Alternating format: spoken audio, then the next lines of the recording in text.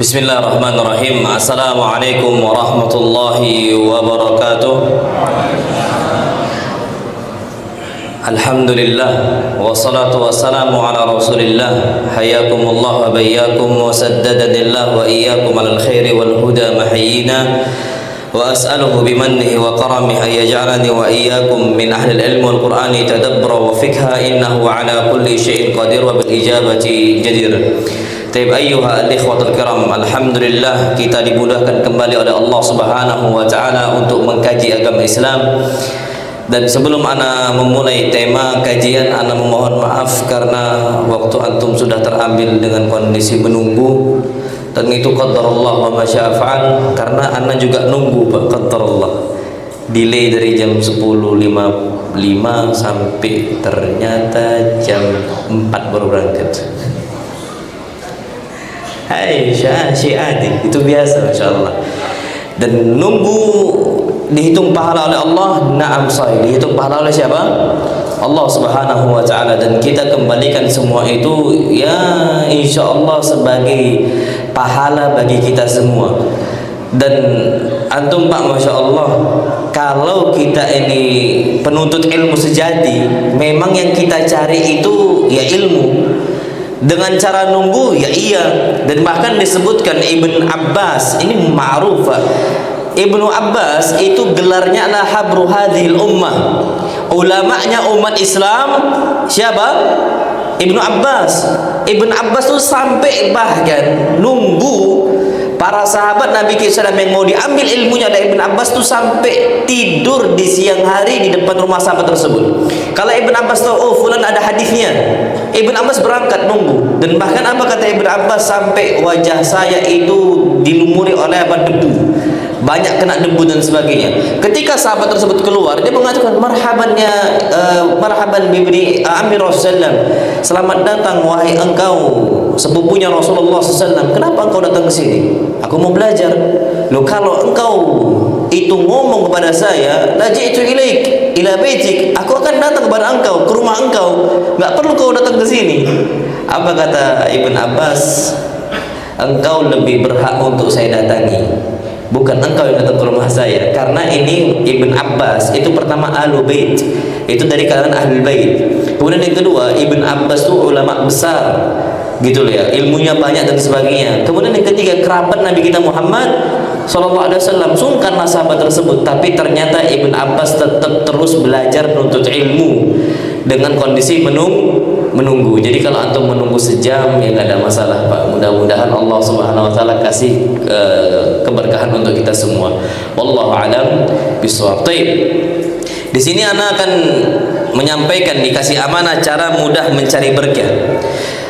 Sebelum kita bahas ini, kita harus tahu definisi berkah itu apa sih. Para ulama itu mengatakan bahwasanya yang namanya keberkahan adalah ziyadatul khair, bertambahnya kebaikan kita dan bertambahnya manfaat yang kita rasakan pada sesuatu hal, itu keberkahan. Kalau seandainya kita memiliki harta, ada harta yang berkah, ada harta yang nggak berkah. Harta yang berkah itu dia akan terus dawa manfaatnya, kebaikannya akan terus berjalan. Tapi kalau nggak berkah enggak. Dan bahkan ada orang punya duit banyak tapi seakan-akan duit setan kata orang itu. Tiba-tiba habis saja, tiba-tiba habis saja. Ini enggak apa? Enggak berkah. Dan bahkan dia punya banyak harta, masjid enggak terbangun sama dia. Dia enggak pernah berangkat haji, dia enggak pernah berangkat umroh dan sebagainya. Ini namanya harta yang enggak apa? Berkah. Keberkahan itu yang disebutkan oleh Allah Subhanahu wa taala, kalau seandainya ada dalam satu hal ternyata kebaikannya terus bertambah. Ilmu kita, ada ilmu yang berkah, ada ilmu yang tidak apa? Berkah. Kalau ilmu kita diberkahi oleh Allah SWT, maka ilmu tadi menambah kebaikan untuk kita sehingga kita takut kepada siapa? Allah SWT. Tapi ternyata kalau ilmu ini hanya sebagai bahan untuk berbangga-banggaan, dia udah hafal berapa juz Quran, dia udah berapa hadis, hafal berapa hadis Nabi kita Muhammad SAW, maka itu nggak berkah. Nah, jadi kita perlu tahu bahwasanya ada banyak kebaikan yang kita dapatkan kalau seandainya kita diberkahi oleh Allah Subhanahu wa taala. Taib, ayyuhal ikhwatul kiram, gimana sih kita itu mencari keberkahan? Pertama, Allah Subhanahu wa taala berfirman tentang iman dan takwa. Kalau seandainya kita yakin seyakin-yakinnya kepada Allah dan kita itu menjaga batasan-batasan Allah Subhanahu wa taala, baik yang perintah kita kerjakan dan larangan kita tinggalkan, insyaallah Subhanahu wa taala Allah akan berkahi kebaikan kita. Apa dalilnya? Walau a'udzubillahi minasyaitonir rajim, walau anna ahlal qura, kalau seandainya penduduk sebuah kampung amanu, pertama mereka apa? Beriman. Jadi yakin semua itu datangnya dari Allah Subhanahu wa taala. Kenapa diwajibkan gini? Imani saja. Kenapa diwajibkan seperti itu? Imani saja, enggak usah banyak tanya. Enggak usah sami'na wa ta'na, selesai. Kalau mereka saja beriman kepada Allah Subhanahu wa taala, wattaqau, dan kedua bertakwa kepada Allah. Jadi bukan iman yang sekedar tahu tentang Allah tapi enggak pernah menunaikan hak-hak Allah. Itu imannya lemah sekali. Dia pertama beriman, kemudian kedua bertakwa kepada Allah SWT. Apa balasannya? La fatahna alaihim barakatin minas sama'i wal ard. Niscaya kami akan bukakan untuk mereka keberkahan-keberkahan dari langit dan bumi. Atas Allah berkahi, bawah juga Allah apa? Berkahi. Masya Allah. Dan terjadi, Pak, yang seandainya kita lihat itu tidak akan ada kebaikan, kalau penduduknya itu ternyata bertakwa, dapat kebaikan itu. Ambil contoh, antum tahu sekarang negara-negara kaya, ini sering saya sampaikan, negara kaya itu bukan negara-negara barat, negara timur tengah, Qatarnya, Emiratnya, Saudinya, ini negara-negara kaya, Pak. Apa yang terjadi pada mereka? Kenapa? Padahal kalau kita lihat Timur Tengah itu padang pasir atau banyak tanaman? Padang pasir. Mungkin itu nggak dicari. Dan antum ingat beberapa kasus yang mungkin antum udah banyak tahu. Bahkan Saudi itu pun membagi-bagikan kewarganegaraan secara apa? Gratis. Yang mau jadi warga Saudi dibagi-bagikan secara gratis. Saking nggak ada orang yang noleh ke negara apa? Saudi. Tapi ternyata Allah Subhanahu wa taala berkahi dengan caranya Allah. Emiratnya, Qatarnya dan sebagainya, negara-negara Islam, dan bahkan negara barat itu pun tunduk sama Timur Tengah. Negara barat dengan gampangnya Muhammad ibn Salman hafizahullah, putra mahkota Saudi, untuk menekan apa? Negara barat, Amerika dan sebagainya. Sekarang, Pak, sanksi Suriah dicopot langsung, Pak. Tunduk barat, mau bilang apa? Kalau seandainya nggak dikirim itu minyak, apa yang terjadi? Mereka yang sibuk sendiri, bingung sendiri mereka. Keberkahan itu datang, Pak, dengan mudahnya, Masya Allah. Kenapa bisa? Kapan udah dipanggil hayya ala shalah, mereka tutup apa? Toko. Beda sama kita, Pak. Hayya ala shalah pun nggak dihiraukan, masih jaga apa? Toko. Di sana enggak, tandus, betul tandus. Tapi keberkahan Allah Subhanahu wa taala keluarkan dari buminya, minyak buminya, dan itu terbaik untuk saat ini, dan bahkan dicari oleh apa? Banyak orang. Nah, kalau kita nih, Pak, dengan kondisi mungkin sumber daya alam yang banyak dan sebagainya, tapi masih banyak kemaksiatan kita kepada Allah SWT, apa yang terjadi? Walakin kadzabu, dengan segala nikmat yang kita rasakan, kalau seandainya kita dustakan itu semua, fa akhadnahum bima kanu yaksibun, maka kami akan siksa mereka dengan apa yang mereka kerjakan. Kita dipanggil sholat, juga nggak terpanggil. Kita diperintahkan oleh Allah SWT untuk taat, juga kita nggak taat oleh Allah SWT. Dan banyak hal, Pak, Masya Allah. Akhirnya apa yang terjadi? Keberkahan nggak turun untuk kita, walaupun sumber daya alam kita yang paling apa? Banyak mungkin, Pak, sampai melimpah ruah. Atau mau cari tanaman juga ada, hewan juga ada, semua juga ada dan sebagainya. Tapi ketakwaan kita kurang dibandingkan mereka-mereka yang ada di sana. Makanya kata para ulama, kalau seandainya kita itu mau mendapatkan keberkahan dari Allah Subhanahu wa taala, maka kita landaskan pertama kali dengan iman dan juga apa? Takwa. Terus itu, Pak, terus. Karena memang, Pak, berkah itu hakikatnya datang cuman dari siapa? Allah. Cuma datang dari Allah Subhanahu wa taala. Kita seakan-akan, Pak, mengira, oh, enggak mungkinlah ini berkembang kecuali dengan ini dan itu. Tapi kalau Allah takdirkan bisa. Ana ambil contoh, Pak. Di negara kita itu banyak nggak bank-bank ribawi? Banyak menjamur, banyak pak menjamur. Bank ribawi di negara kita banyak, dan bahkan di negara manapun banyak, istilahnya tersebar di mana-mana. Tapi antum tahu pak, masya Allah, ada salah satu bank syari'i di Timur Tengah namanya Bank Raji. Syariah, nggak ada riba dan sebagainya. Ternyata yang punya adalah orang paling kaya di dunia. Dengan cara apa dia? Menerapkan syariat Allah Subhanahu wa Ta'ala. Kalau kita lihat dari mana dia bisa mendapatkan keuntungan besar, loh ya Allah, karena memang keberkahan itu hakikatnya datangnya dari Allah. Padahal ini dulu Syekh Sulaiman Ar-Rajihi yang punya Bank Rajihi itu cuma pedagang biasa, pedagang sayur di pasar sebagaimana yang lainnya. Tapi ketika dia bertakwa kepada Allah, beriman kepada Allah Subhanahu wa Ta'ala, maka Allah mudahkan rezekinya. Allah lancarkan apa yang istilahnya dia rasa dia butuhkan gitu. Dia butuh ini, Allah kasih. Dia butuh ini, Allah kasih. Itu ketika Allah Subhanahu wa Ta'ala sudah apa? Berkahi. Jadi anak kuliah di sini yang namanya keberkahan itu mutlak datang dari siapa?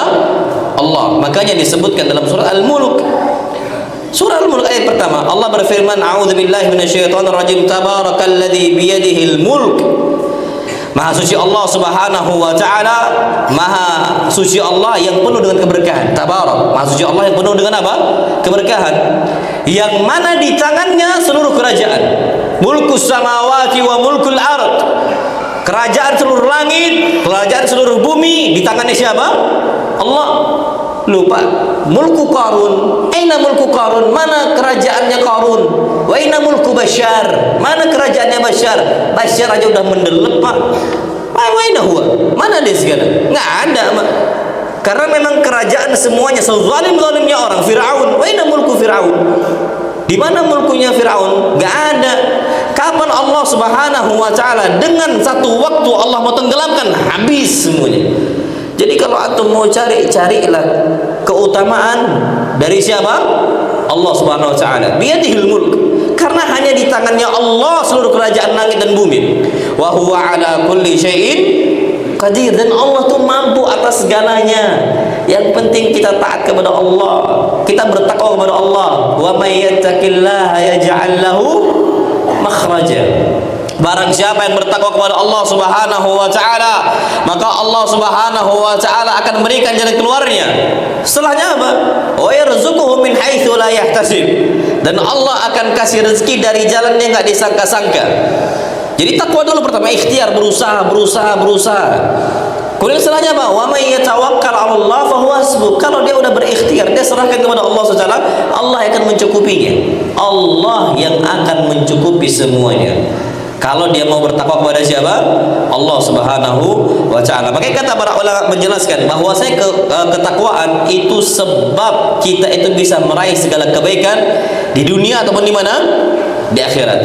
Termasuk kebaikan kelapangan rezeki untuk para hamba-hambanya. Baik, jadi yang pertama iman, yang kedua takwa. Ketiga apa? Bersyukur. Bersyukur atas setiap nikmat yang diberikan oleh Allah Subhanahu wa Ta'ala. Maka kalau kita bersyukur, itu bisa mendatangkan tambahan berkah dan kebaikan untuk kita. Bersyukur. Dan bersyukur ini, sedikit bersyukur, banyak juga apa? Bersyukur. Jangan sampai kita ini bersyukurnya cuma beberapa kondisi tertentu. Lah, bersyukur dalam setiap kondisi. Banyak bersyukur, sedikit bersyukur. Bahkan ulama zaman dahulu dapat musibah, mereka masih apa? Bersyukur. Ini yang paling ajib pak. Ini yang paling ajib. Nah, ambil contoh nih. Ulama zaman dulu, ketika semisal punya 5 anak, meninggal satu anaknya, dia nggak bersabar. Dia justru apa? Bersyukur. Dan ini kedudukan kondisi yang paling tinggi ketika seorang mendapatkan musibah dari Allah. Bersyukur justru. Dia mengatakan alhamdulillahi ala kulli hal. Segala puji bagi Allah. Bersyukur kepada Allah atas setiap kondisi. Allah tarik anak saya, dan ternyata saya masih punya 4. Yang ditarik cuma berapa? 1. Masih punya berapa? 4. Nikmat bukan itu? Nikmat. Nah, kita ini kadang-kadang istilahnya memandang dari pandangan negatif. Ulama salaf zaman dahulu, kenapa mereka mendapatkan keberkahan dari Allah? Memandang dari pandangan apa? Positif. Lihat baiknya, jangan lihat apa? buruknya? Kalau seandainya kita gagal dalam sebuah momen, lihat banyak momen yang kita dapatkan dan bahkan kita raih dengan segala puncak keberhasilan. Kenapa kita lihat ketika gagalnya? Dan inilah masalahnya manusia, na'udzubillah, selalu memandang negatif, suka kufur nikmat. Makanya kata Allah Subhanahu wa taala, "Wa la in kafartum inna 'adzabi lasyadid." Kalau kalian kufur, niscaya azabku itu sangat keras. Terus apa ya, syukurin saja. Kan kalau bersyukur kepada Allah, la azidannakum, aku tambahkan kebaikan itu untuk kalian, sedikit ataupun banyak. Dan ini perintah dari Allah Subhanahu wa taala. Syukuri semuanya, Pak. Dapatnya sekian di hari itu, syukuri. Makanya syukur adalah sebab bertambahnya nikmat. Dan kalau orang nggak bersyukur, sebab terhalangnya kita dari nikmat Allah Subhanahu wa taala. Jadi yang berikutnya adalah mudah bersyukur. Hatta kena musibah, kalau bisa juga bersyukur. Biasakan ucapkan alhamdulillahi ala kulli hal. Cobaan dari Allah Subhanahu wa taala. Yang berikutnya, sebab kita mendapatkan berkah dari Allah Subhanahu wa taala, membaca basmalah atau membaca bismillah dalam setiap perbuatan ketika kita hendak bekerja. Apapun perbuatannya, nulis kitab, kajian, menuntut ilmu, makan, kemudian hatta masuk kamar mandinya, toiletnya, hatta ketika kita mau tidurnya, semua kita sandarkan kepada Allah, minta bantuan dari Allah dengan mengucapkan Bismillah. Kalau mau berkah, bismillah. Mau bekerja nih, keluar dari rumah, pertama kali yang kita ucapkan Bismillahi tawakkaltu 'alallahi la haula wala quwwata illa billah. Insyaallah Allah akan bantu perjalanan proses dia mencari rezeki di hadapan Allah Subhanahu wa taala. Kenapa? Karena Nabi kita Muhammad sallallahu alaihi wasallam bersabda, "Kullu amrin dzibalin." Setiap perkara yang penting la yubda'u fihi bismillah, ternyata tidak dimulai dengan bismillah, fahuwa abtar, maka dia akan terputus berkahnya, kurang diberkahi oleh Allah Subhanahu wa taala. Setiap itu bismillah, naik kendaraan bismillah, bismillah, bismillah, mulai turun kendaraan alhamdulillah, masuk kantor bismillah. Semua itu kita ucapkan agar kita diberkahi oleh Allah Subhanahu wa taala. Itu kalau mau dikasih rezeki berupa keberkahan. Berikutnya yang dapat istilahnya mendatangkan keberkahan untuk kita, pastikan makanan dan minuman yang kita konsumsi berasal dari sumber yang halal. Ini penting loh Pak. Antum mau ngoyo kerja dari harta yang haram, inilah yang sering disebutkan orang ikhwah-ikhwah itu, Masya Allah, Ustaz, dulu kami ketika masa jahiliyah itu duit kayak duit setan kan. Dia itu besar gajinya, nominalnya tuh tinggi gajinya, dan ternyata apa yang terjadi, masih belum bisa nabung. Jangankan nabung, untuk kehidupan sehari-hari pun masih ngutang. Buktinya apa?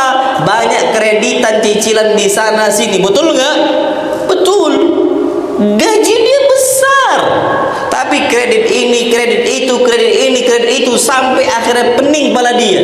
Dan bahkan banyak orang-orang nggak bisa bayar hutangnya, karena dia ini udah duit setan aja, nggak diberkahi oleh Allah SWT. Jadi jangan antum tertipu dengan dunia, jangan antum tertipu dengan banyaknya gaji yang antum terima, dengan tingginya pangkat jabatan yang kita raih. Bukan itu Pak.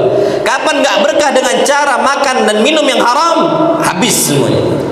Akhirnya di mana-mana hutangnya Pak. Dan anak tahu itu kondisi, dan beberapa ikhwan udah cerita, cicilan mobil, cicilan rumah, cicilan ini, cicilan itu, ya Allah, sampai banyak yang pusing ketika ditagih untuk bayar hutang.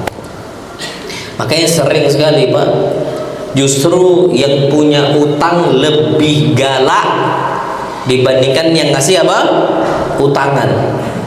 Yang berutang tuh galaknya, na'udzubillah.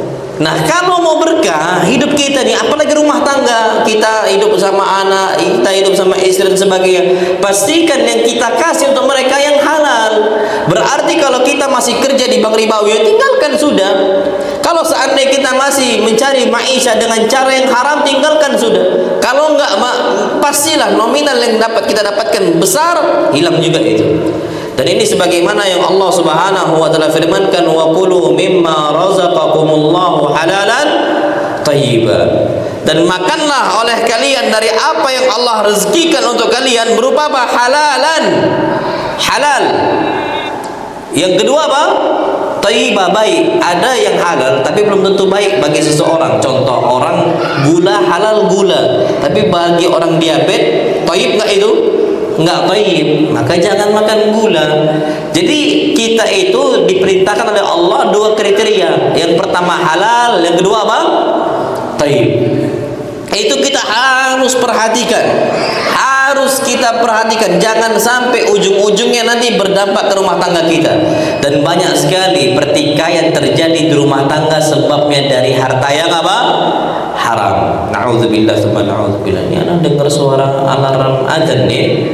Baik, kita stop sampai sini, insyaallah subhanahu wa ta'ala kita akan lanjutkan dengan ba'da isya insyaallah. Apa saja yang bisa memberikan kita keberkahan. Wallahu a'lam bishawab. Assalamualaikum warahmatullahi wabarakatuh.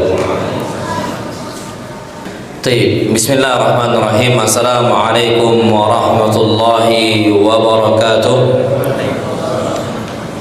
Alhamdulillah wassalatu wassalamu ala Rasulillah. Kita lanjutkan lagi, termasuk cara untuk mendapatkan keberkahan dari Allah Subhanahu wa taala dengan cara kita itu memakan atau sumber makanan dan minum kita dari yang halal.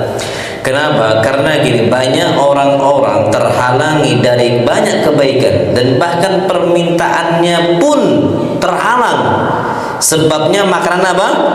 Haram.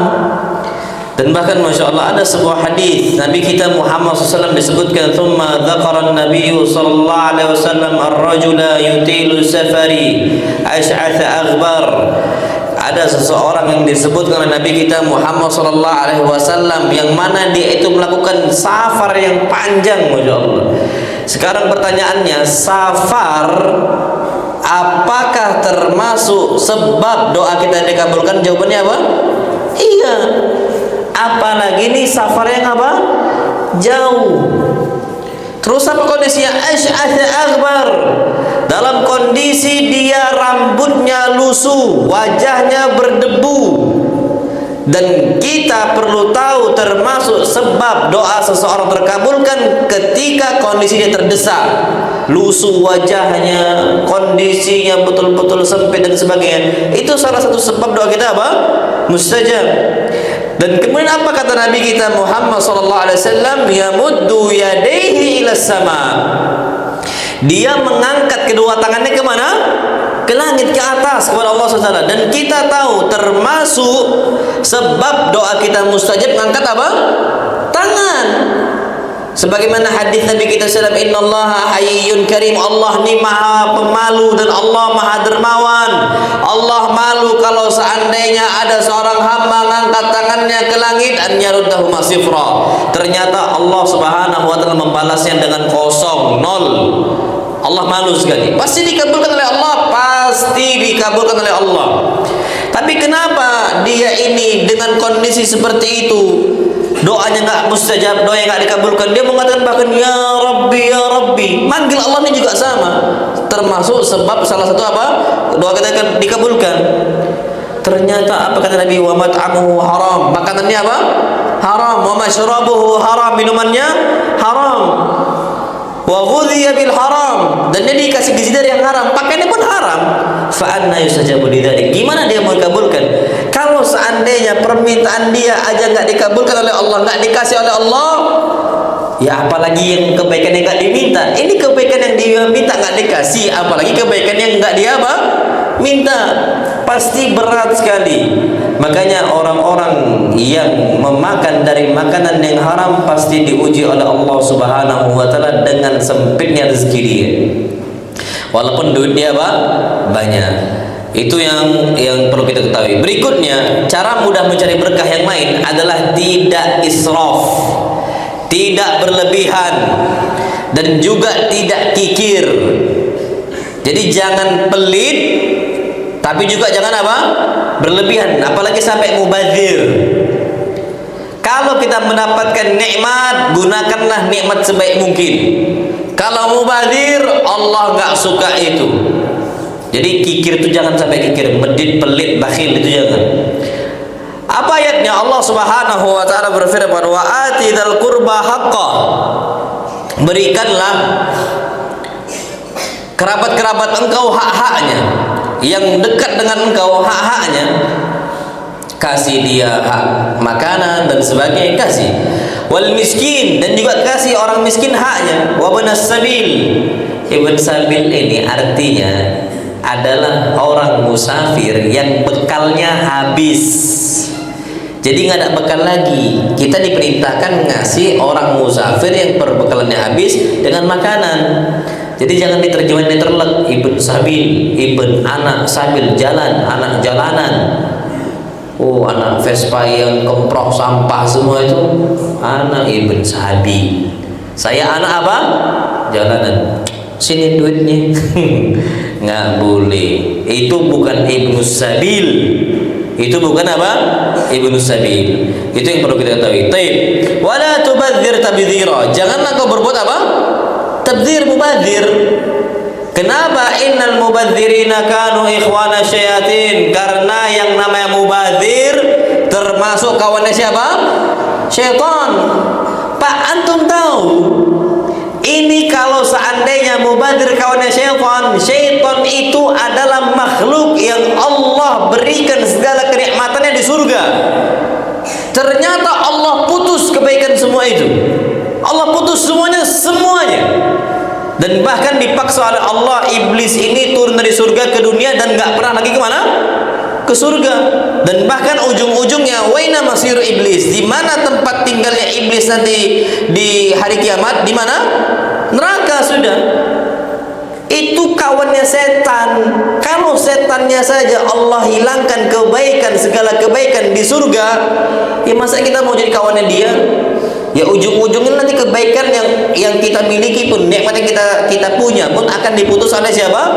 Allah Subhanahu wa taala. Apalagi memang kata Allah, wa kana syaitanu lirabbih kafura. Dan syaitan itu kepada Allah apa sifatnya? Kafur. Suka kufur gitu kepada Allah Subhanahu wa taala. Jadi kita itu kasihlah untuk orang kalau mau berkah. Punya harta, keluarkan. Wallahi dunia itu sampah. Dunia itu kalau kita nggak keluarkan habis kita. Kita kasih untuk fulan, untuk alan, untuk fulan, untuk alan. Kita lihat ada anak yatim, kita lihat ada orang miskin, kita lihat ada tetangga kita yang membutuhkan, kasih. Jangan sampai kita biarkan mereka, jangan sampai. Kalau kita mau ditambahkan rezekinya oleh siapa? Allah Subhanahu wa taala. Dan bahkan ada sebuah hadis ini akan Anda sampaikan nanti lebih panjang. Allah berfirman dalam hadis qudsi, ya bani Adam irka'li, ya bani Adam unfik alaik. Wahai ibn Adam, wahai anak Adam, anfik, infaklah kalian, keluarkan harta kalian, unfik alaik. Niscaya aku akan berinfak kepada engkau. Kalau Allah berinfak tak ada menanggung. Kalau kita, iya, aduh, infak enggak ya 2000 aja lah. Itu kalau infaknya manusia. Infaknya Allah enggak. Itu Allah Subhanahu wa taala. Tapi yang berikutnya, menjaga sholat. Terkhusus sholat apa? Wajib, salat 5 waktu. Ini penting sekali. Kalau kita mau mendapatkan keberkahan rezeki dan bahkan rezeki yang terus ditambah oleh Allah, jaga sholat terus 5 waktu. Kenapa Allah Subhanahu wa taala berfirman, wa'mur ahlaka bis salati wasbir 'alaiha. Wahai Muhammad, perintahkanlah keluarga engkau untuk sholat dan sabar. Dalam kondisi apa? Sholat. Kita negakkan sholat sabar, kita nyuruh orang untuk sholat juga harus apa? Sabar. Apa kata Allah Subhanahu wa taala? La nas'aluka rizqa. Kami enggak minta rezeki dari kalian. Sebaliknya apa? Nahnu narzukuk. Sebaliknya kami yang kasih rezeki untuk kalian. Makanya Pak, kalau orang udah adzan tutup toko, rezekinya lancar bukan? Lancar. Percayalah sama ana, Pak. Orang punya perusahaan besar, karyawan-karyawannya nggak boleh ada di toko kalau udah azan. Berangkat semua. Biasanya perusahaan tersebut diberkahi oleh siapa? Allah SWT. Berangkat. Semua berangkat. Oh, tapi kan sayang pelanggannya. Pelanggan di depan mata itu ujian dari Allah SWT. Wa illa aslinya pelanggan itu pun bisa jadi nggak beli. Cuman mampir apa? Mampir tok gitu, mampir doang. Habis mampir naik barang nggak beli, pergi. Udahlah nggak sholat, ngedumbel pula lagi. Kamu nih nggak, saya ini nggak jadi sholat belum. Kok nyalain orang? Salah dari kita sendiri. Jadi kalau seandainya kita sudah dipanggil oleh Allah untuk sholat, kalau mau ditambahkan keberkahan berupa rezeki, makanya hatta di hari Jumat, apa kata Allah SWT? Kalau seandainya sudah dipanggil oleh Allah untuk sholat, fas'au ila dzikrillah, berangkatlah engkau untuk ingat Allah, berangkat ke masjid semuanya. Dan apa kata Allah? Wadharul bai', tinggalkan jual beli. Ini kalau udah dipanggil oleh Allah untuk azan, untuk sholat, baik Jumatan ataupun nggak Jumatan, berangkat ke masjid. Tapi bedanya apa? Kalau orang berdagang setelah azan Jumat, jual belinya haram dan bahkan tidak sah kata para ulama. Tapi kalau azan zuhur orang masih jual beli, sah nggak jual belinya? Sah jual belinya, halal selama dia istilahnya datang ke masjid untuk sholat, sah. Tapi dia masih istilahnya masih buka pelanggan untuk datang ke toko dia, sah. Tapi wa illa aslinya Jumat atau enggak Jumatan, kita diperintahkan oleh Allah kalau udah dipanggil azan berangkat apa? Salat, fas'au ila dzikrillah. Bahkan Allah katakan dengan apa? As-sa'yu, sa'i. Antum tahu sa'i kan? Kita tawaf habis itu apa? Sa'i ini bersegera, lari kecil. Fas'au ila dzikrillah. Kemudian apa? Wadharul bai', tinggalkan jual beli. Nggak usah takut pelanggan itu nggak ngasih rezeki untuk kita. Yang ngasih rezeki kepada kita siapa? Allah. Hilang dia nanti, oke lah sayang nih hilang satu. Allah bisa mampu mendatangkan 10 orang ke toko kita. Wallahil adzim, di satu waktu. Bisa jadi orang bungkus 10 pesanan dan sebagainya. Sudah tinggalkan, makanya wadharul bai', tinggalkan udah sholat. Nah, kalau sudah selesai sholat, apa kata Allah? Fa idza qudiyatis shalah. Kalau seandainya sholat itu sudah selesai, fantashiru fil ard, maka menyebarlah kalian di atas muka bumi Allah Subhanahu wa taala. Cari rezeki dari Allah, cari keutamaan Allah SWT. Jadi kalau udah tenang, insya Allah masih banyak waktu kita. Kita ini punya 24 jam. Sholat anggaplah 10 menit. Sekali sholat anggaplah 10 menit. Kalau 10 menit 5 kali sholat, berarti cuma berapa menit? 50 menit. Selesai kita. Dan nggak perlu takut 24 jam ini minta 1 jam, masih ada 23 jam, masih takut kita sama Allah.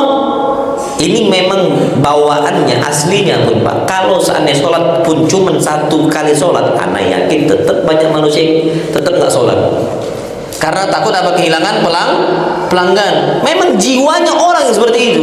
Tapi ada orang jiwa-jiwanya baik. Kalaupun 50 kali sholat ditekankan, kalau jiwanya baik dia. Makanya betul lah Nabi Musa alaihissalam. Nabi Musa sudah tahu ketika pertama kali Isra dan Mi'raj, berapa kali sholat diwajibkan? Berapa kali? 50 kali, bukan 50 rakaat loh ya, 50 kali. 50 kali sholat. Kita ini 5 kali sholat. Tapi totalnya berapa rakaat? 17. Ini 50 kali sholat. Nabi Musa tahu, inna ummataka la tutiku ala dhalik, was'al rabbaka at-takhfif. Wahai Muhammad, umat engkau akan mampu itu. Minta keringan dari Allah Subhanahu wa taala, pasti mereka nggak akan bisa itu. Betul Pak, sampai paling terakhir mentok-mentoknya berapa kali sholat? 5. Apa kata Nabi Musa? 5 pun tetap mereka nggak akan bisa kerjakan. Minta keringanan lagi. Karena tahu Nabi Musa gimana watak manusia yang nggak pernah bersyukur kepada siapa? Allah. Seperti Bani Israel. Persis kayak Bani Israel. Bani Israel itu bebal kepada Allah. Disuruh tuh payahnya, na'udzubillah. Antum tahu, innallaha ya'murukum an tadhbahu baqarah.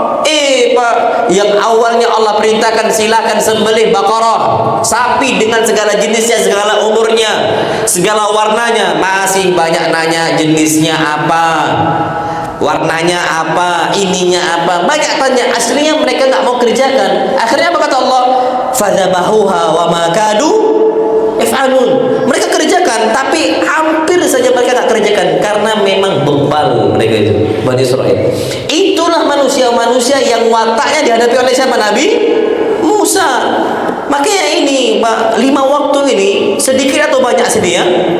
Sedikit. Kalaulah 10 menit berarti 50 menit. Oke lah, 2 jam sudah, 24 24 jam dari 2 jam yang kita punya untuk sholat semisal, masih ada sisa berapa jam? 22 jam masih takut kepada Allah Subhanahu wa taala. Nauzubillah. Coba nongkrong Pak, nongkrong ke kafe 2 jam. Langsung pulang cepet banget akhi. Sini dulu langsung pulang. Anak dipanggil ibu negara. Pak ke kafe 2 jam dianggap sebentar, sholat 2 jam dianggap apa? Lama. Pak nggak sampai 2 jam, anak yakin Pak nggak sampai 2 jam kecuali untuk sholat di pondok pesantren. Subuhnya Al-Baqarah iyalah. Kata antum di sini insya Allah Pak khafif bin nas, insya Allah diringankan untuk orang-orang awam, nggak bisa nggak bisa diperlama Pak. Ini adalah dipercepat, dipersingkat, masih meditnya sama Allah dalam urusan apa? Sholat. Makanya kalau mau berkah, mau banyak rezekinya, sholat. Naam sahih. Allah cukupkan, Allah cukupkan. Termasuk sholat sunnah. Apalagi sholat sunnah di awal-awal pagi. Sebagaimana hadis qudsi Allah SWT berfirman, hadis-hadis yang sahih, ya bani Adam, wahai anak Adam, irka'li 4 rakaat, ruku'lah, salatlah untuk saya 4 rakaat, fi awalin nahar, di awal siang, maksudnya pagi hari. Dan ini dinamakan dengan salat apa? Syuruk. 4 rakaat itu Pak kalau bisa. Apa kata Allah SWT? Akfika akhirah, aku akan cukupkan sampai akhir hari engkau. Cukup semuanya cukup. Makanya Pak, ada salah satu ikhwah Masya Allah, dan beliau ini di tempat kami orangnya kaya betul Pak. Ada usaha kebun, usaha showroom mobil dan sebagainya, kaya Pak, Masya Allah. Banyak fulusnya dihabiskan di jalan Allah SWT. Antum tahu Pak, orang yang paling lama keluar dari masjidnya ba'da subuhnya beliau yang paling lama Pak keluar dari apa? Masjidnya ba'da syuruk. Beliau rutinkan. Beliau bukan santri Pak, ini sholatnya di pondok. Beliau bukan santri, beliau bukan apa, jamaah awam biasa saja. Jadi santri keluar waktu syuruk, beliau juga keluar waktu syuruk, dan itu konsisten istiqamah sampai detik ini. Dan beliau termasuk yang bangun masjid pondok kami. Jadi beliau yang bangun masjidnya seperti itu sampai detik ini. Dan harta beliau ya tetap sampai sekarang Pak, besar sekali hartanya, terus keluarkan. Jadi memang kalau mau diberkahi oleh Allah SWT, itu sholat syuruk Pak, minimal 4 rakaat. Akfika akhir, aku akan cukupkan sampai akhirnya. Masya Allah. Itu kalau kita mau diberkahi Allah SWT. Jadi kalau 2 rakaat itu kita pahala seperti pahala apa? Haji, kata Nabi. Taman hajjatuhu, yang sempurna hajinya. Kita nggak bisa haji Pak sekarang, kondisi fulus belum ada, duit belum terpenuhi dan sebagainya. Kita nggak bisa Pak. Yang diwajibkan itu mandi satu ilaihi sabila, yang bisa untuk berangkat ke sana. Untuk saat ini mungkin kita belum bisa, tapi kita bisa mengalahkan mereka yang berangkat haji tiap tahunnya dengan cara mendapatkan pahala haji setiap hari. Itu kalau seandainya kita memang mencari keberkahan oleh Allah, dari Allah Subhanahu wa taala dalam apa? Dalam sholat. Jadi sholat itu penting untuk kita perhatikan. Nah, wallahu a'lam bishawab. Berikutnya Masya Allah, membaca Al-Quran. Kalau antum mau mendapatkan keberkahan, itu rutin baca apa? Al-Quran. Termasuk beliau nih Pak, yang anak sampaikan tadi, itu beliau nunggu waktu syuruk itu sambil baca Quran, zikir, baca Quran sendiri. Beliau Pak di pojokan sebelah kanan, beliau baca terus. Orang udah hafal, nggak akan pernah pulang Pak kecuali waktu syuruk, baca Quran terus beliau. Dan ajibnya Pak, beliau ini adalah orang yang paling pertama ke masjidnya hatta sebelum santrinya. Beliau ini udahlah berduit, kedudukannya dipandang di masyarakat, tapi ke masjid paling cepat. Santri yang belum datang, beliau udah datang, Masya Allah. Jadi wallahi Allah berkahi Pak. Kerjaan beliau ngapain? Ya udah Pak, pakai kaos oblong di rumah, nengok sana, nengok sini. Tapi kebunnya Pak, Masya Allah, panennya betul-betul Allah berkahi. Mobilnya di showroom itu Pak, keluar terus, masuk mobil, keluar mobil, masuk mobil, cepat lakunya gitu loh Pak. Padahal itu sebenarnya showroom beliau itu bukan di tengah kota, di ujung kota. Di ujung apa? Kota. Tapi kalau sudah Allah SWT berkahi, berkah sudah. Nah, termasuk baca Al-Quran Al-Karim dan mentadabburi itu keberkahan. Jadi kalau seandainya kita mau ditambahkan kebaikan oleh Allah, ditambahkan lagi tadi termasuk baca Al-Quran. Kenapa? Karena memang Al-Quran Al-Karim diberkahi oleh Allah SWT dari awal. Allah Subhanahu wa taala berfirman, "Kitabun anzalnahu ilaik." Wahai Muhammad, ini Al-Qur'an adalah sebuah kitab. Kitab Al-Qur'an Al-Karim yang kami turunkan kepada engkau, mubarakun, dalam kondisi dia baik, diberkahi oleh Allah Subhanahu wa taala. Jadi Pak, wallahi alazim, antum perhatikan, tidak ada satupun yang berkaitan dengan Al-Qur'an kecuali Allah berkahi dia. Ana ambil contoh. Al-Quran datang dari zat yang penuh berkah. Al-Quran Al-Karim itu datang dari zat yang apa? Yang paling penuh dengan keberkahan. Tabarak, Allah yang maha apa? Penuh keberkahan. Turunlah Al-Quran Al-Karim, Masya Allah, dari zat, dari Allah SWT yang penuh dengan keberkahan, turun dibawa oleh malaikat siapa? Jibril. Makanya Pak, malaikat itu jumlahnya banyak sekali, wallahi banyak sekali jumlah malaikat, dan nggak bisa lagi terhitung jumlahnya malaikat itu Pak, saking banyaknya jumlah mereka. Tapi dari triliunan jumlah malaikat, yang terbaik cuma satu, malaikat siapa? Jibril. Kenapa? Karena diberkahi malaikat Jibril, yang paling besar berkah yang malaikat Jibril. Kenapa kok bisa malaikat Jibril? Karena malaikat Jibril yang membawa kalamullah, yang membawa firman Allah Subhanahu wa taala dari Allah yang penuh dengan keberkahan. Taib diturunkan untuk Nabi kita Muhammad sallallahu alaihi wasallam. Jumlah nabi itu banyak, Pak. Dan bahkan disebutkan dalam sebuah hadis itu ratusan. Rasul itu banyak jumlahnya, tapi nabi dan rasul yang terbaik siapa? Nabi kita Muhammad sallallahu alaihi wasallam. Kenapa? Karena beliaulah yang diturunkan untuk beliau Al-Qur'an Al-Karim. Jadi nabi yang paling baik Nabi kita Muhammad sallallahu alaihi wasallam. Aba sayyidul awwalin wal akhirin, sayyidul mursalin wal anbiya. Pimpinannya orang-orang terdahulu dari awal dan di akhir, semua orang pada hari kiamat itu semuanya akan berharap syafaat Nabi kita Muhammad sallallahu alaihi wasallam. Mereka berharap di akhirat nanti dipimpin oleh Nabi kita Muhammad sallallahu alaihi wasallam. Padahal mereka belum melihat Nabi.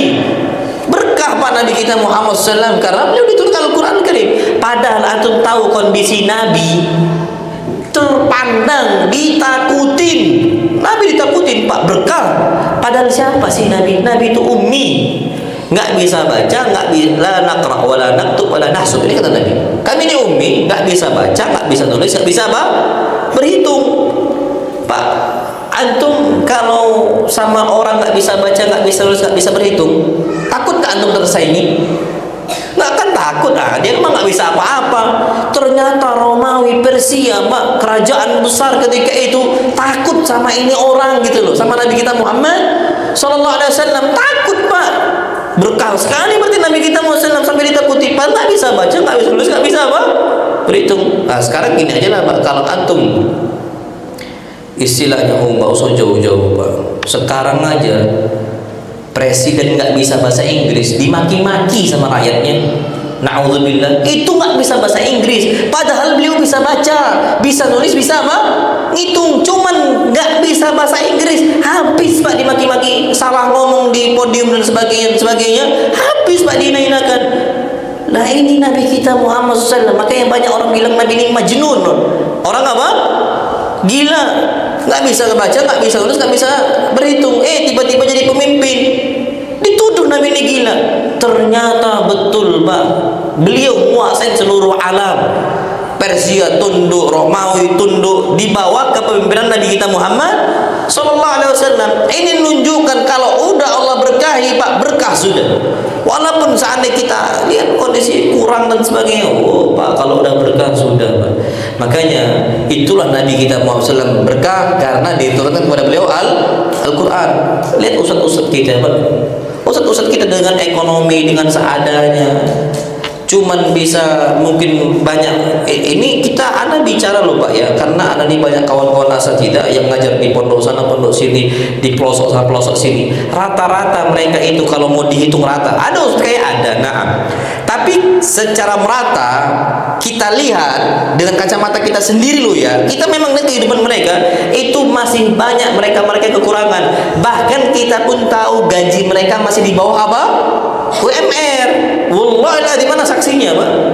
Masih banyak, tapi ternyata mereka disegani, mereka disungkani, mereka ini selalu dibantu, dan masya Allah mereka nggak butuh bantuan sebagainya. Tapi saking banyaknya orang mau membantu karena kecintaan mereka. Padahal Ustaz itu nggak minta A, nggak minta B, sudah nggak usah gitu. Tapi ini Allah selalu bantu karena sudah diberkahi oleh siapa? Allah SWT. Jadi kalau antum mau berkah, banyak kebaikannya, dekatlah dengan Al-Quran Al-Karim. Sikit-sikit qala Allah, sikit-sikit qala Rasul, qala Allah, qala Rasul, sikit-sikit ngafal Quran, sikit-sikit meraja Al-Quran. Ini pak keberkahan, Pak. Makanya orang awam banyak risaunya, banyak peningnya kepalanya. Kenapa? Enggak dekat dengan Al-Quran. Iya, hafalnya puluh doang kok. Jadi apa? Itu kondisinya, Pak. Na'udzubillah, kondisi umat saat ini. Jadi itulah kondisinya. Tapi ternyata Nabi kita Muhammad SAW itu di Mekah, di Madinah menerima Al-Quran Al-Karim. Apa yang terjadi? Akhirnya tempat yang paling baik, yang penuh keberkahan, dua tempat yang Sukabumi. Apa? Mekah dan nggak ada yang lain, Pak. Tarim nggak masuk Tarim. Antum kira Tarim masuk tanah suci? Enggak, Pak. Sampai bahkan dijual, antum buka Shopee, tanah Tarim dijual. Apaan? Itu dusta, Pak. Dusta itu. Tarim itu ya Tarim biasa Yaman. Yaman tuh banyak kebaikannya, termasuk Tarim. Naam sahih. Tapi Pak, bukan keberkahan tanahnya bisa nyembuhkan ini, nyembuhkan itu. Yaman nih yang Allah puji itu orang-orangnya. Hati mereka hati apa? Seperti apa? Burung lembut hatinya. Naam sahih. Antum berangkat Pak ke Timur Tengah, yang paling baik hati, yang paling lembut menerima nasihat orang-orang apa? Yaman. Tapi kalau menjual agama dengan lewat Tarim, dusta nih Pak. Wallahi dusta. Jangan buat-buat agama ini Pak. Ini ngawur Pak, mencari keuntungan dari apa? Khurafat-khurafat. Tempat yang paling baik cuma dua, Mekah dan apa? Madinah, yang penuh dengan keberkahan. Tanah Madinah nggak ada yang jual Pak. Ya tanah-tanah biasa.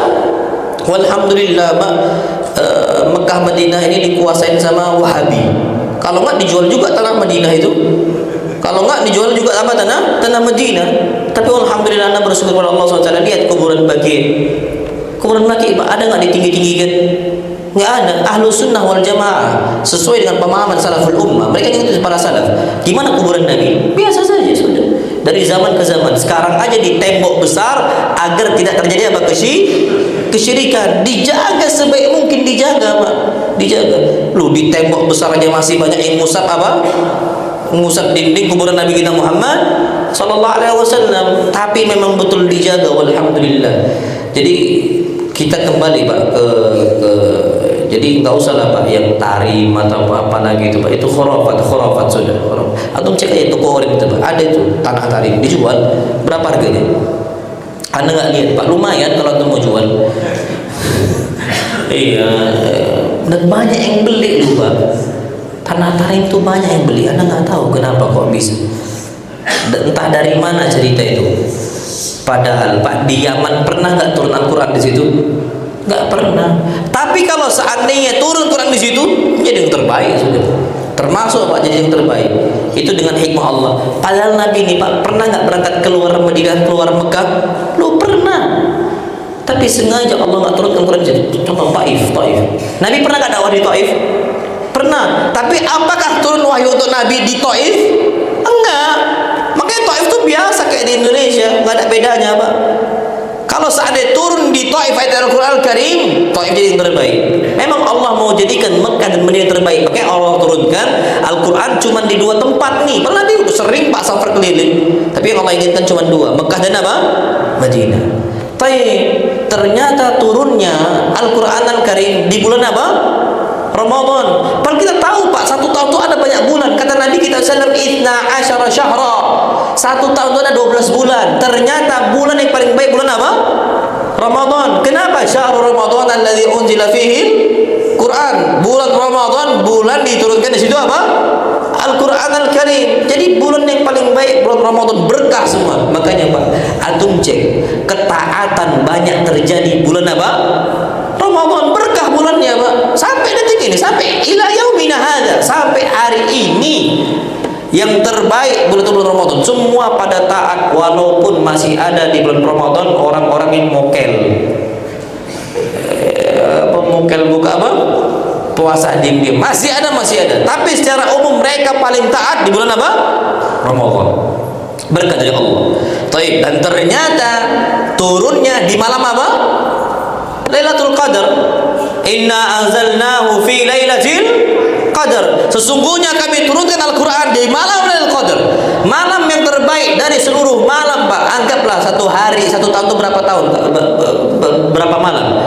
Ada yang bilang 360, 365. Itu kalau Masehi loh ya. Kalau Syawal tergantung, Pak. Bisa 29, bisa 30 tergantung. Kalau ini kan sudah paten ya, sudah apa? Sudah pasti kalau bulan Masehi. Tapi kalau kita nggak pakai itu, kita pakai apa? Hijriyah. Beda-beda, Pak. Tapi dari ratusan hari dalam setahun, yang terbaik cuma satu malam. Malam apa? Lailatul Qadar. Bahkan apa kata Allah? Khairun min alfi syahrin.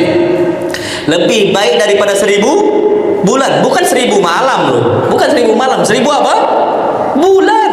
Orang bersedekah di saat itu, Pak, pahala yang dilipat dengan 1000 bulan. Gampangnya itu 3000 malam. Antum sedekah semisal 100.000 di malam itu, Pak. 100.000 kalikan, Pak, dengan apa? Dengan 30.000 malam. Bukan dengan 3.000 malam, 30.000 malam kalikan, keluar angka 3M. Satu malam, Pak. Makanya orang bisa menjadi lebih baik dibandingkan mujahid gara-gara sebabnya mendapatkan bulan apa? Ramadan. Mendapatkan Lailatul Qadar. Jadi kalau mau antum menjadi orang yang penuh berkah, antum harus banyak-banyak baca Al-Quran. Dan antum sudah sampaikan pembahasan di sini bagaimana cara agar antum apa bisa semangat membaca Al-Quran Al-Karim. Wallahu a'lam bishawab. Ada salah satu ulama mengatakan, "Ma jalasa ahadun hadzal Qur'ana illa qama bi ziyadatin aw nuqsan." Tidaklah seorang bermajlis membaca Al-Quran Al-Karim kecuali dia akan mendapatkan kebaikan yang banyak, dan tidaklah seorang tinggalkan bermajlis bersama Al-Quran Al-Karim kecuali dia akan dikurangi banyak kebaikan oleh Allah SWT. Makanya ada satu hadis Nabi kita sudah mengatakan, innallaha yarfa'u bihadzal Qur'ani aqwaman wa yad'u biha akharin. Sesungguhnya Allah Subhanahu wa taala banyak mengangkat sebuah kaum sebabnya karena mereka dekat dengan Al-Quran, dan Allah banyak merendahkan kaum sebabnya mereka jauh dari apa? Al-Quran Al-Karim. Jadi dekat-dekat dengan Al-Quran kalau kita mau diberkahi oleh Allah Subhanahu wa taala. Yang berikutnya, cara mudah mencari berkah dengan menyambung silaturahim, menyambung hubungan kekerabatan. Ingat lo ya, silaturahim, menyambung rahim itu bukan ziarah ke rumah kawan. Silaturahim itu menyambung rahim, maksudnya menyambung kedekatan dengan orang-orang yang satu rahim dengan kita. Keluarga, kalau di istilah Indonesia kita ini, antum mau kemana? Mau silaturahim ke rumah Pak Bos? Itu bukan silaturahim, itu namanya ziarah. Apa? Ziarah. Itu yang betul. Kalau silaturahim itu antum istilahnya menyambung kekerabatan dengan kawan-kawan, dengan istilahnya keluarga-keluarga antum yang mereka satu apa? Rahim. Dengan ahli waris semisal, dengan bapaknya, ibunya, anaknya, sepupunya, atau pamannya. Ini termasuk apa? Kerabat dari kalangan yang satu rahim dengan mereka. Usahakan sambung. Nah, kalau seandainya kita menyambung rahim kita, kita melakukan istilahnya hubungan yang dekat dengan mereka, akan berkah. Wallahil azim, akan berkah. Disebutkan dalam sebuah hadis Nabi kita Muhammad SAW bersabda, "Man ahabba an yubsata lahu fi rizqihi." Barang siapa yang mau rezekinya dilapangkan oleh Allah Subhanahu wa taala, yang rezeki mau dilapangkan oleh Allah, wa yunsa'alahu fi atharihi, dan siapa yang mau dipanjangkan umurnya oleh Allah, falyasil rahimahu, maka hendaknya dia menyambung apa? Rahimnya. Ini perintah Nabi SAW. Atau tahu nggak apa? Kenapa rahasia orang-orang pelosok itu lebih panjang umurnya? Kenapa? Karena mereka itu nikah dengan keluarga mereka yang bukan mahram, tapi masih hitungan apa? Keluarga. Contoh, antum lihat orang-orang yang di pegunungan, orang-orang yang di pesisir laut, pesisir pantai, itu biasanya mereka itu masih sedulur. Kalau lebaran, ya keluarga-keluarga itu aja. Jadi mereka-mereka ini masih umurnya panjang. Nanti ke rumah tetangganya pamannya. Nanti ke sana kakeknya. Nanti ke sini sepupunya. Ini misal dua pupu atau apa. Ini semisal ini. Semua masih nyambung gitu, Pak. Satu apa? Satu kampung semisal. Itu termasuk hikmah, Pak. Sebab kenapa umur mereka panjang? Karena mereka ini semua masih apa? Satu dulur, sering kunjung sana, kunjung ke sini keluarga, kunjung ke sana keluarga, kunjung ke sini keluarga. Makanya saran ana, kalau antum mau nikah, nikahlah dengan keluarga antum yang masih istilahnya masih punya hubungan satu rahim. Jangan jauh-jauh, Pak. Antum nikah sama orang Papua, lebarannya susah nanti. Satu Jawa, satu Papua, ujung ke ujung sudah. Akhirnya nyambung rahimnya itu cuma setahun sekali. Itu pun iya kalau ada rezeki, kalau nggak ada. Apalagi udah punya 5 ekor. Waduh, beli pesawat tiket ke sana harus bolak-balik, berarti total tuh berapa? 10. 5 berangkat, 5 pulang. Itu cuma tiket pesawatnya doang. Belum lagi ini, belum lagi itu. Karena terlalu jauh. Akhirnya malas untuk menyambung apa? Rahim. Malas akan menyambung rahim. Nah, saran ana nggak usah kayak gitu. Yang sedulur aja. Enggak, di Papua sana ada wanita cantik berpendidikan tinggi dan sebagainya. Saran ana nggak usah. Yang dekat-dekat aja sudah. Yang dekat-dekat aja. Akhirnya anggaplah di sini. Walaupun nggak satu kerabat gitu ya, nggak satu kekerabatan istri atau nggak ada hubungan rahim.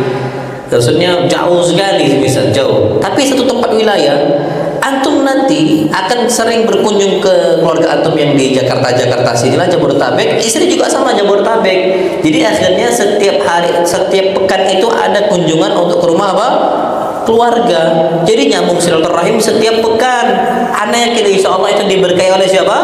Allah Subhanahu wa taala. Kebaikan itu akan banyak. Tapi kalau seandainya jauh-jauh akan sulit kita menyambung apa? Rahimnya. Nah, wallahu a'lam bishawab. Kemudian yang berikutnya adalah ini dia sedekah secara khusus. Sudah saya sampaikan tadi di awal.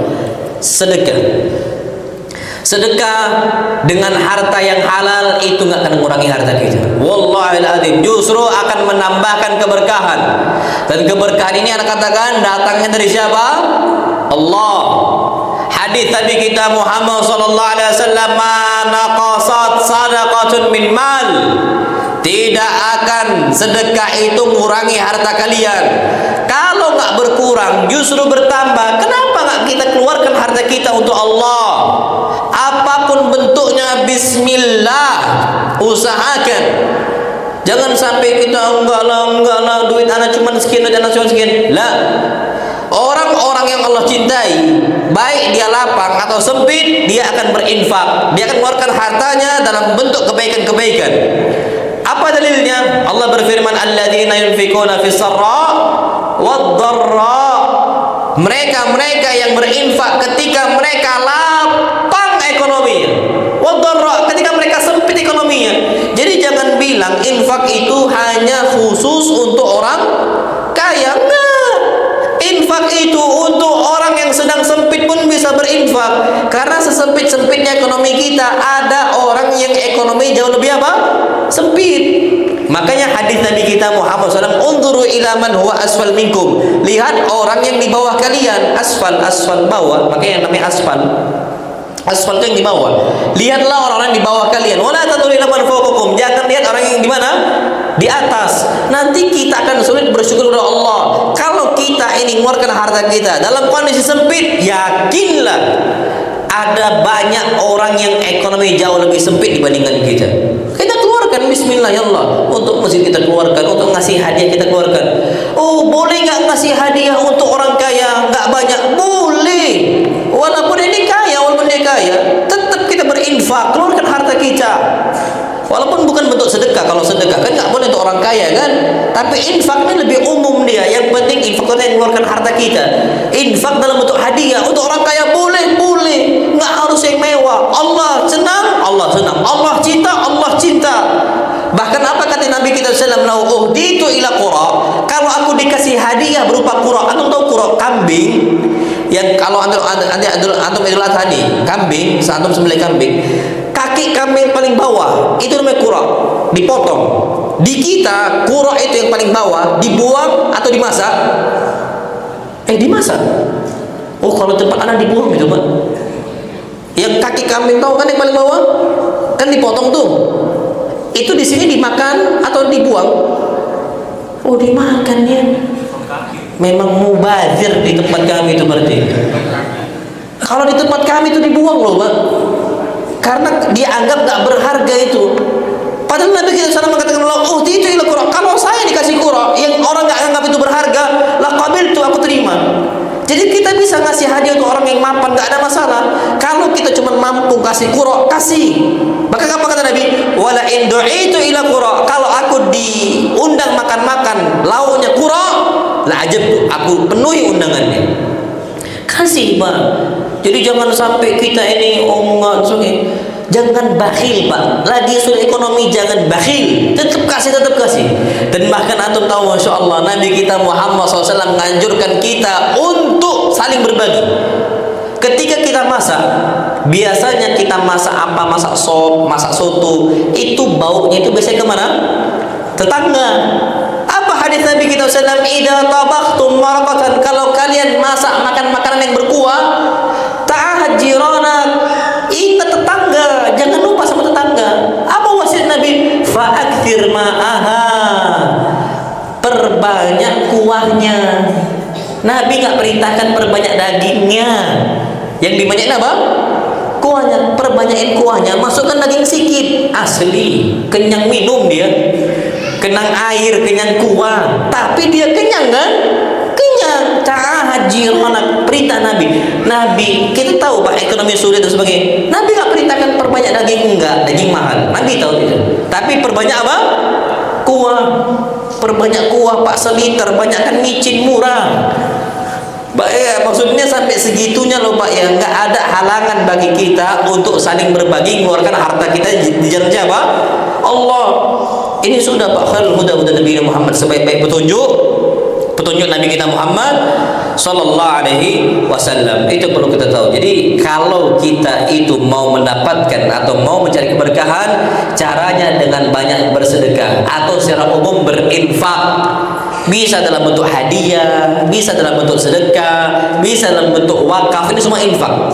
Infak itu yang mengeluarkan hartanya, bisa bahkan di jalan Allah atau di luar jalan apa? Allah Subhanahu wa taala. Wallahu a'lam. Yang berikutnya, kalau mau diberkahi, makan bersama-sama dengan keluarga atau saudara atau bahkan seluruh kaum muslimin. Lagi sempit nih ekonomi kita, makan bareng, makan bersama, insya Allah akan diberkahi. Dan ini hadis Nabi kita Muhammad SAW, istami'u ala ta'amikum. Jadi pernah kondisi Nabi kita Muhammad SAW didatangi oleh beberapa para sahabat. Mereka mengatakan, ya Rasulullah, akalna walam nashba'. Kami ini sering makan tapi tak kenyang-kenyang. Kalau kita ditanyakan hal seperti itu, kita jawab, oh cacingan. Tapi Nabi beda jawabannya. Fala'allakum taftarikun. Itu sebabnya kalian apa? Berpisah-pisah makannya, satu orang satu piring. Maka apa kata Nabi kita sallam? Istami'u ala ta'amikum. Maka kalau kalian mau mendapatkan berkah, kenyangnya tahan lama, awet kenyangnya dan sebagainya, maka kumpullah kalian makan bareng-bareng di satu wadah. Yubaraku lakum fi, maka Allah berkahi makanan itu untuk kalian. Dengan cara apa? Kata Nabi SAW, ta'amul wahid yakfil itsnain, makanan satu porsi dimakan dua orang di satu wadah cukup. Wa ta'amul itsnain yakfil arba'ah, makanan dua porsi dihidangkan di satu tempat dimakan untuk 4 orang cukup. Wa ta'amul arba'ati yakfil thamaniyah, makanan 4 porsi dihidangkan di satu tempat dimakan 8 orang cukup. Makanya kalau kondisi kita mau diberkahi, makan bareng dengan istri, makan bareng dengan anak-anak. Insya Allah semua itu akan diberkahi oleh Allah Subhanahu Wa Taala, akan dimudahkan rezekinya, ekonomi dan sebagainya. Makanya kalau seandainya antum ternyata lagi susah-susahnya hidup, makan bareng aja udah sama istri. Dek, kita ekonomi susah, yuk makan bareng yuk. Antum pulang nanti naik motor, dek habis ini kita beli nampan yuk. Jadi mulai besok sarapan kita makan bareng. Ana yakin Pak, satu ayamnya cukup untuk berdua, antum sama istri. Insya Allah cukup Pak. Makan tahu tempe, makan apa, kenyang. Tapi orang yang makan sendiri tak kenyang-kenyang dia, asli nggak kenyang-kenyang. Jadi seperti itu Pak. Tapi bukan berarti oh anak enggak Ustaz, anak masih banyak duitnya nih, tetap aja sendiri. Enggak Pak, tetap makan bareng-bareng kalau bisa. Itu insya Allah diberkahi oleh Allah Subhanahu wa Ta'ala. Wallahu a'lam bishawab. Berikutnya, jam berapa kita Pak selesai? Minggu jam 8 nih. Sampai selesai. Sampai jam 12 gitu Pak ya. Jam berapa ya? 8.15 aja. 8.15 insya Allah. Lanjutkan lagi. Berikutnya Pak, tidur di awal malam dan nggak bergadang tanpa ada urusan syar'i, tanpa ada udzur syar'i. Kalau seandainya ada udzur syar'i, antum boleh begadang. Antum menuntut ilmu, antum dengar kajian, boleh. Begadang Pak, boleh. Jadi kalau antum bergadang gara-gara menuntut ilmu, berkah. Tapi kalau nggak ada kebutuhan, cepat tidur, berkah. Yang nggak berkah itu begadang nonton bola, itu nggak berkah. Usahakan seperti itu Pak. Kenapa? Hadis Nabi kita Muhammad SAW, karena Nabi sallallahu alaihi wasallam yakrahu an-nauma qablaha wal haditha ba'daha. Nabi itu nggak suka tidur sebelum Isya dan ngobrol-ngobrol setelah Isya. Kenapa? Orang tidur sebelum Isya takutnya kelewatan waktu apa? Isya. Dan waktu Isya itu nggak sampai subuh. Enggak. Sebagian orang tuh nyangka waktu Isya sampai kapan? Subuh. Enggak Pak. Jadi bukan berarti oh setiap sholat itu waktunya akan habis dengan waktu sholat berikutnya. Enggak Pak. Sholat subuh waktunya nggak sampai zuhur, sampai waktu syuruk selesai, habis itu subuhnya. Malam juga sama Pak. Kapan waktu sholat malam? Kapan waktu sholat Isya? Hadis yang sahih riwayat Imam Muslim, Nabi SAW mengatakan wa waqtul Isya ila nisfil lail. Waktu sholat Isya itu paling mentoknya itu sampai tengah malam. Tengah malam itu bukan jam 12 loh ya, bukan. Tengah malam itu tergantung tempatnya di mana tuh berada. Maghribnya jam 6, subuhnya jam 4. Bagi dua, itu tengah malam namanya, bukan jam 12 Pak. Jam 12 itu lebih dari tengah malam itu. Itu lebih dari apa? Tengah malam. Itu waktu Isya mentoknya, wa waktu Isya ila nisfil lail. Waktu maksimal salat Isya sampai tengah apa? Malam. Nah, kalau tidur sebelum Isya takutnya kelewatan waktu apa? Isya. Nah, kalau ngobrol begadang ba'dal Isya takutnya lewat waktu apa? Subuh. Dan ini hadis Nabi kita Muhammad sallallahu alaihi wasallam. Nah, kalau kita mau diberkahi Pak, gunakan waktu sebaik mungkin. Jangan begadang dengan apa hal-hal yang sia-sia. Kita gunakan tidur. Nah, tapi Pak, juga jangan tidur di awal waktu. Pada Isya tidur langsung, bangunnya jam 4. Hai Pak, kelamaan. Jam 8 tidur atau 9, 10, 11, 12, 1, 2, 3, 4. Berapa jam waktu tidur? 8 jam, kelamaan. 6 jam lah Pak, itu sudah. Syekh Ibnu Utsaimin itu 4 jam. Syekh Ibnu Utsaimin, Syekh bin Baz, Syekh Al-Albani rahimahullah itu 4 jam. Ini udahlah tidur malam 8 jam, tidur siang 2 jam. Total 10 jam. Oh enggak Ustaz, anak tidur siang nih qailulah. Qailulah enggak gitu Pak. Qailulah itu hadis Nabi kilu fa inna syaitana la yakil. Tidurlah karena di siang hari, karena syaitan enggak tidur siang hari. Itu bukan naumun amik, bukan deep sleep, bukan tidur nyenyak sampai ngorok, bukan. Apalagi dari jam 1 sampai jam 3. Itu mah tidur beneran. Tidur kailulah itu tidur sebentar. Dengan cara apa? Gini Pak, antum bisa praktekkan. Antum tidur pegang sendok, antum duduk Pak tidur. Kapan ini jatuh sendok dang? Berarti tandanya antum sudah apa? Nyenyak. Di awal antum nyenyak itu antum bangun. Itulah yang dilakukan oleh para ulama qailulah. Jadi mereka tidur berbaring, antum bisa kiaskan dengan itu. Jadi nggak lama. Berarti normal itu 15 menit.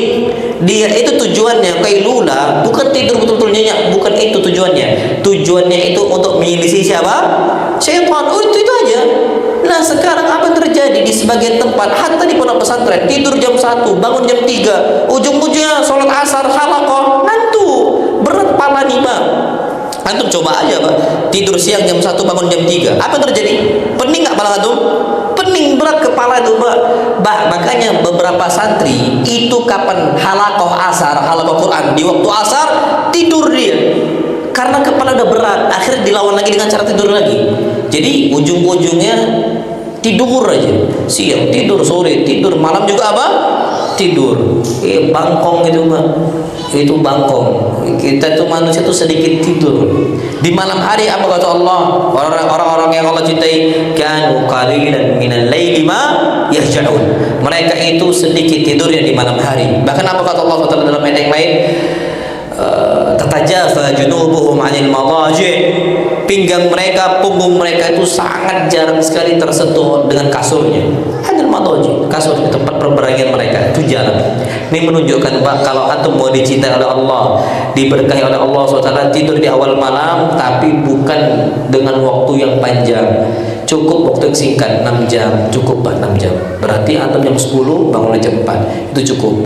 Itu insya Allah SWT diberkahi oleh Allah Subhanahu wa Ta'ala. Berikutnya, agar kita dimudahkan oleh Allah SWT untuk mendapatkan berkah, bangun lebih awal dan jangan tidur lagi.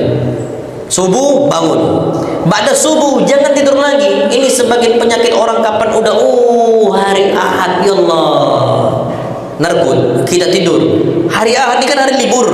Wah, libur nih. Ba'da subuh langsung apa? Tidur. Justru tidur ba'da subuh di waktu pagi itu menghilangkan apa? Rezeki kita. Makanya Pak, antum lihatlah di mana-mana tempat yang Allah banyakkan hartanya itu adalah orang-orang yang di pagi harinya mereka aktif. Antum tahu orang Cina tuh Pak, banyak mereka duitnya di toko-tokonya. Banyak Pak. Kenapa? Karena orang Cina itu kapan udah waktu subuh mereka bangun, pada subuh nggak tidur lagi. Mereka nggak subuh Pak, tapi mereka nyari apa? Fulus. Antum cek aja orang Cina mana Pak? Setahu ana nggak ada orang Cina, nggak tahu ya kalau kecuali Cina yang antum kenal. Ana setahu ana orang Cina yang ana kenal nggak ada yang tidur habis subuh, tidur pagi itu nggak ada. Makanya istilah mbah-mbah kita itu jangan tidur pagi, nanti rezeki dipatok oleh apa? Ayam kan gitu. Mbah-mbah kita udah tahu itu Pak. Dan itu ternyata senada dengan hadis Nabi kita SAW.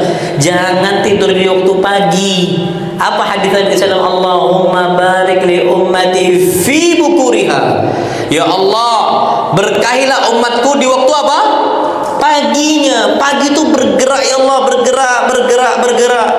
Itu usahakan Mak. Itu waktu berkah. Makanya ulama zaman dulu, makanya syuruk. Kenapa Allah khususkan waktu syuruk untuk ingat Allah, untuk zikir, untuk sholat, untuk sholat apa? Untuk apa? Untuk salawat, untuk baca Quran. Semuanya Pak, kecuali sholat nggak boleh. Itu karena waktu yang diberkahi oleh siapa? Allah, syuruk itu. Makanya Syekh Al-Albani rahimahullah, karena beliau itu sering bergadang malam hari. Bahkan beliau itu pernah beberapa kali kalau dialog sama orang tuh sampai satu malam nggak tidur. Beliau tidurnya kapan? Bukan waktu syuruk. Pada syuruk, kalau memang udah nggak tidur sama sekali. Beliau itu biasa Pak, ada yang minta debat dengan Syekh Al-Albani rahimahullah, pernah kejadian Pak. Dan itu dari orang-orang yang memiliki pemahaman Khawarij. Ngajak debat Syekh Al-Albani rahimahullah sampai pagi. Dan Syekh Al-Albani nggak tidur.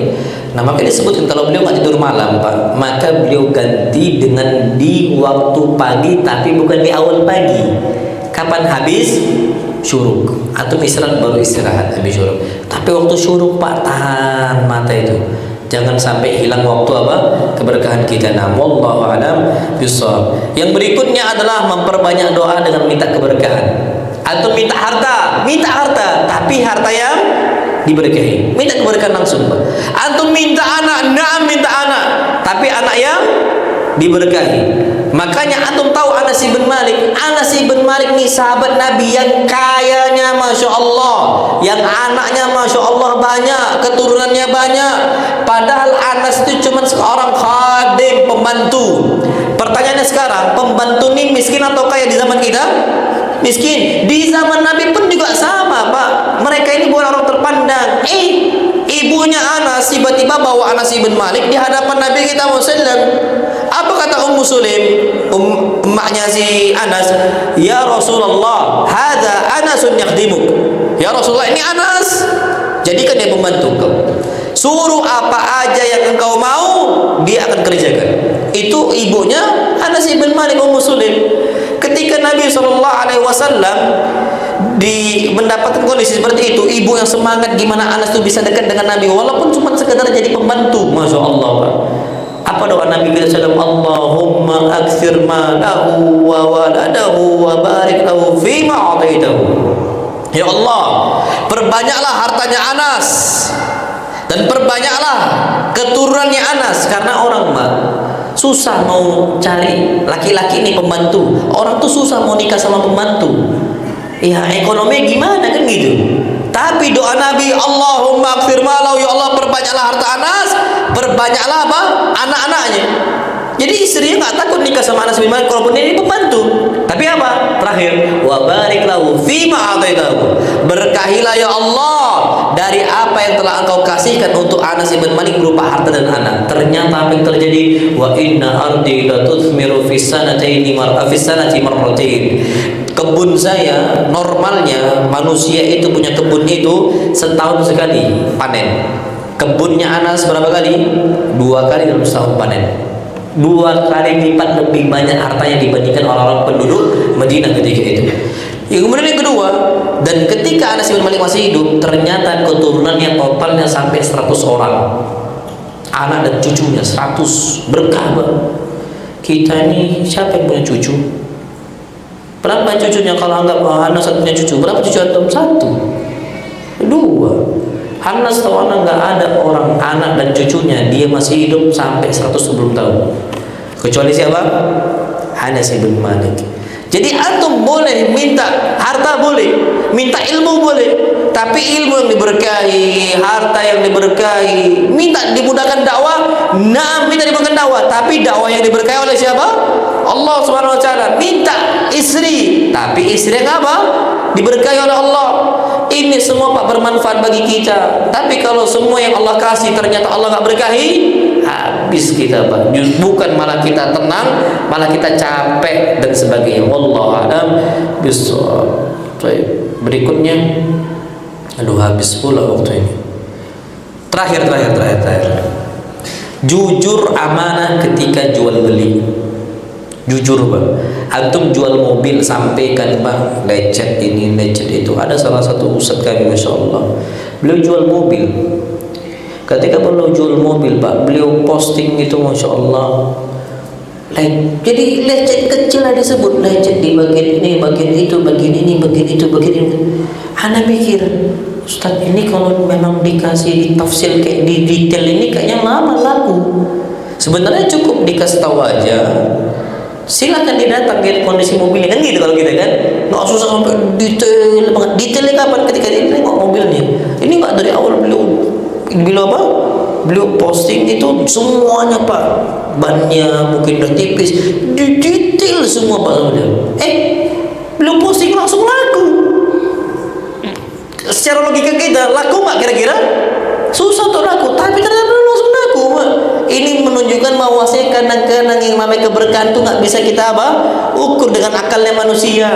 Itu semua datang dari siapa? Allah SWT. Apa dalilnya? Hadis Nabi SAW, al-bayyi'ani bil khiyari ma lam yatafarraqa. Orang yang jual dan pembeli dan penjual itu mereka itu dalam hak khiyar.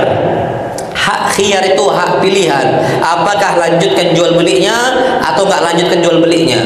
Malam metaforqa, selama mereka belum berpisah. Contoh, antum berangkat ke toko manisan, toko apa sih manisan namanya apa ya? Kelontongan. Harusnya ini apa namanya? Yang biasanya jual jajanan, jual apa? Antum beli semisal 2.000 permen, semisal, atau beli chicken dan sebagainya. Ini masih hak khiyar. Nggak jadi ya, lupa, masih ada kebutuhan dan sebagainya. Itu masih hak khiyar itu, Pak. Boleh antum batalkan. Malam metaforqa, syaratnya mereka belum saling berpisah. Jadi hak khiyar itu selama belum terpisah, kecuali lo ya, di kondisi toko tertentu hak khiyarnya dibatasi dengan keluarnya nota sah. Antum nggak bisa balikkan, walaupun antum masih belum berpisah, tapi dengan keluarnya nota itu nggak boleh lagi. Kenapa? Karena sistemnya akan susah. Jadi mereka sudah menentukan hak khiyar kapan dengan keluarnya nota. Sekarang semuanya seperti itu, bukan di zaman kita. Semua seperti itu, Pak. Atau toko mal boleh. Tapi Tapi kalau seandainya antum masih di kasir nih, antum kasih ke toko merah, toko biru nih sekarang, minimarket merah, minimarket biru, antum kasih, maaf mbak nggak jadi beli, boleh nggak antum nggak jadi beli? Boleh, karena masih dalam hak apa? Khiyar. Taib, kata Nabi kita sallam, al-bai'ani bil khiyari ma lam yatafarraqa. Penjual dan pembeli itu dalam hak khiyarnya, hak lanjut atau hak nggak lanjut dalam jual belinya, selama belum berpisah. Terus apa kata Nabi sallam? Fa in sadaqa wa bayyana, kalau dia jujur dalam jual belinya, dia jelaskan semuanya, wa bayyana, dan dia jelaskan semuanya, burika lahuma fi bai'ihima, maka Allah berkahi dalam jual beli mereka berdua. Jadi penjual harus jujur, pembeli juga apa? Jujur, berkah insyaallah. Makanya anak gak akan ke toko merah, toko biru, anak kan urusan ke ikhwan dulu. Karena ikhwan ini biasanya jual beli apa? Jujur dia. Jujur biasanya gitu Pak. Biasanya apa? Jujur. Beli ini balik Pak, beli apa barang second atau apa. Kalau ada ikhwan, kenapa nggak ke ikhwan? Jujur biasanya Pak. Itu akan diberkahi oleh siapa? Allah Subhanahu wa taala. Sebagai wa in kadzaba wa katama, kalau dua-duanya dusta, penjualnya nutupin aib, pembelinya dusta juga. Aduh mahal banget, anak duitnya nggak segitu, padahal budaya banyak kan. Dia dusta. Jadi penjual dusta, pembeli juga apa? Dusta. Wa katama, dan dia sembunyikan hakikat diri mereka sendiri. Muhiqqat barakatu bai'ihima, maka keberkahannya akan ditutup oleh Allah, dihilangkan oleh Allah. Jadi dua-duanya nggak apa? Berkah. Sayang, baru beli mobil, penjual yang bohong dan sebagainya, pembeli juga apa? Bohong. Sudah, mobilnya ternyata rusak, belum apa-apa mogok. Ada nggak yang gitu? Ada Pak. Motor bilangnya bagus dan sebagainya, rupanya tiap jalan mogok, servis sana, servis sini, servis sana, servis sini, ujung-ujungnya habis duitnya bukan habis untuk motor, habis untuk servis. Itu na'udzubillah kalau seandainya nggak jujur. Yang berikutnya, habis nggak? Coba habis aja ya. Ada takut datang bosan sama anak.